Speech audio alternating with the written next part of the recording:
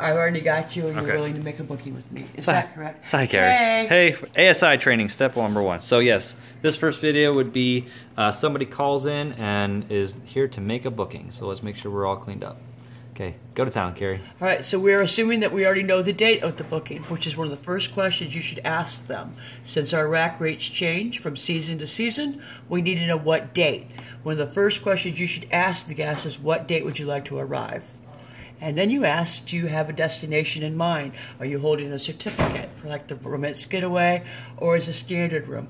The more information you gather at the reservation stage, the better of a quality of booking that you can assure the guests when they do arrive. Like, do they need a first floor room? That kind of information is very crucial and critical. When you first see somebody walking down the stairs with crutches, then you'll know how important 16 and 17 are to making these bookings. So you have the handicapped rooms, you have the jacuzzi rooms, you have the standard rooms. To the left of what I call the grid, you'll see the room descriptions. You'll see on this screen that we're showing you today, there is not a single reservation in place. This is a blank screen. You can post this out a week in advance, or a week, or you can maximize your view to show you 5 weeks. What we chose to show you today has nobody else's private information. That's why we're saying at this date of February 28th. So we've assigned and we've told the guest, let's call it the configuration of the hotel.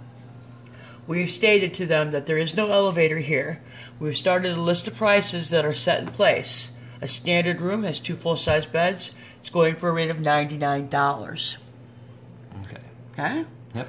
On to the very right of the screen, you'll see the rent, the taxes, other charges, any discounts that might be in play, and the payment type. The middle column shows the building, the floor that's been selected, the room type, and the actual room number. To the very left is where we're going to start working right now, and that is gathering the contact information, and that's what you refer to it as. You don't say home address, you say contact address. It seems a little bit more anonymous that way, which is kind of important when I'm giving you all my critical information. So I've asked for the contact address, or contact name, excuse me. One moment to pause here real quick. You can add the company name if you wanted to. That's great. Then you need a contact phone number. And you need a contact address.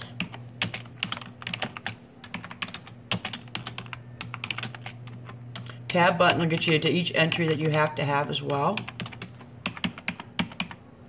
Ask for an email. Several reasons why this email is very crucial and plays a big part in it.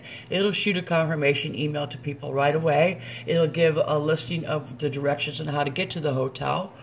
It'll also follow through with some more of the policies and procedures that we do have. So having an email is important.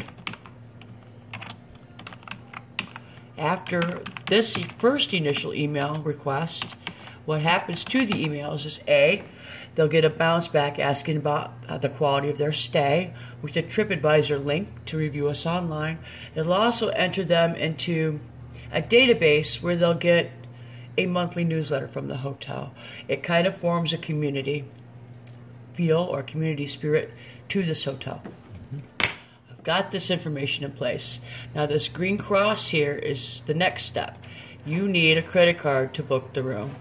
Without a credit card, your software stops you from making the booking. Now I'm not sure. It's 12 digits, isn't it? I believe so.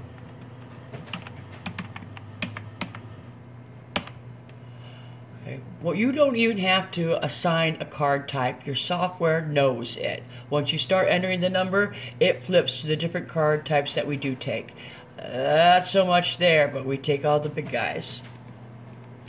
Expiration date is the same. I don't need to do anything other than 2 digits for the month, 4 digits for the year.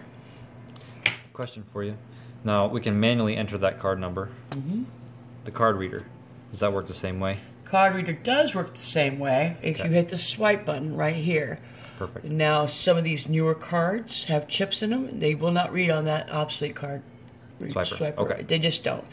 And sometimes you might enter the card, and then that's another training video. We won't work at that. That's fine. Just wanted to know. Save and close. If you just hit save, Yeah, we thought that. If you just hit save, it's going to keep the screen up just in case you want to add more credit cards to this scenario. Hit the save and close button and walk away from it.